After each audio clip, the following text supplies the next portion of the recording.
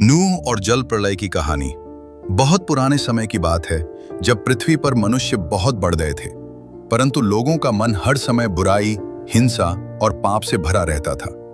यह देखकर यहोवा परमेश्वर बहुत दुखी हुए, क्योंकि मनुष्य ने उनका मार्ग छोड़ दिया था। लेकिन उन सब लोगों के बीच नूह नाम का एक व्यक्ति था।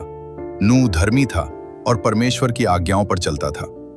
नूह अपने समय के लोगों से अलग था और परमेश्वर पर विश्वास करता था।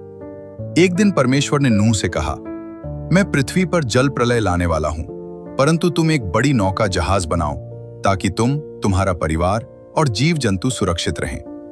परमेश्वर ने नूह को नौका बनाने का पूरा तरीका बताया। नूह ने बिना किसी प्रश्न के परमेश्वर की आज्ञा मानी। लोग नूह का मजाक उड़ाते थे, पर नूह विश्वास में डटा रहा।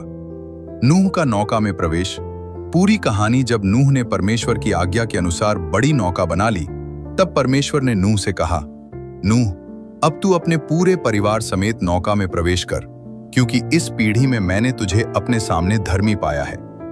नूह ने एक भी बात की अवहेलना नहीं की। उसने अपनी पत्नी, अपने तीनों पुत्रों शेम, हाम और याफेत और उनकी पत्नियों को साथ लिया और सबको नौका के पास लाया। परमेश्वर की आज्ञा से पृथ्वी के कोने कोने से हर प्रकार के पशु, पक्षी और रेंगने वाले जीव जोड़े जोड़े करके स्वयं नौका की ओर आने लगे। शुद्ध पशु 7-7 जोड़े, अशुद्ध पशु 1-1 जोड़ा, आकाश के पक्षी, धरती पर रेंगने वाले जीव। नूह ने सबको परमेश्वर की व्यवस्था के अनुसार नौका में प्रवेश कराया। ये कोई साधारण दृश्य नहीं था। जंगली पशु शांत थे, पक्षी भय के बिना उड़ते हुए आ रहे थे। ये सब परमेश्वर की सामर्थ्य से हो रहा था। नौका का द्वार बंद होना, जब सब जीव जंतु और नूह का परिवार अंदर आ गया, तब एक बहुत ही महत्वपूर्ण घटना घटी। यहोवा परमेश्वर ने स्वयं नौका का द्वार बंद कर दिया। यह द्वार बंद होना यह दर्शाता था कि अब अनुग्रह का समय समाप्त हो चुका है। बाहर खड़े लोग अब पछताने लगे, परंतु बहुत देर हो चुकी थी। द्वार बंद होते ही आकाश से वर्षा होने लगी। पहले हल्की, फिर तेज और फिर मूसलाधार बारिश।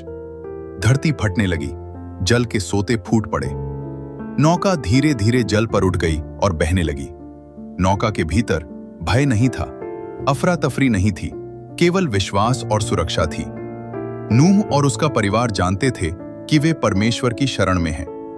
पृथ्वी पर जीवन समाप्त हो गया, केवल वही बचे जो नौका में थे। जल पृथ्वी पर 150 दिनों तक बना रहा। नौका जल पर तैरती रही, धीरे धीरे जल घटने लगा। बिरीज का थम जाना, फिर नूह ने पहले कौवा छोड़ा, फिर कबूतर। दूसरी बार कबूतर जैतून की पत्ती लेकर लौटा।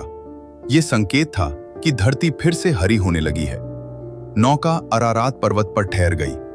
नूह और उसका परिवार बाहर आए। नूह ने परमेश्वर के लिए वेदी बनाकर बलिदान चढ़ाया। परमेश्वर इससे प्रसन्न हुए। परमेश्वर ने कहा, मैं बादलों में अपना धनुष इंद्रधनुष रखता हूं। यह मेरी वाचा का चिन्ह होगा। जब भी इंद्रधनुष दिखाई देगा, परमेश्वर अपनी वाचा को स्मरण करेंगे। मनुष्य जानेंगे कि परमेश्वर विश्वास योग्य है।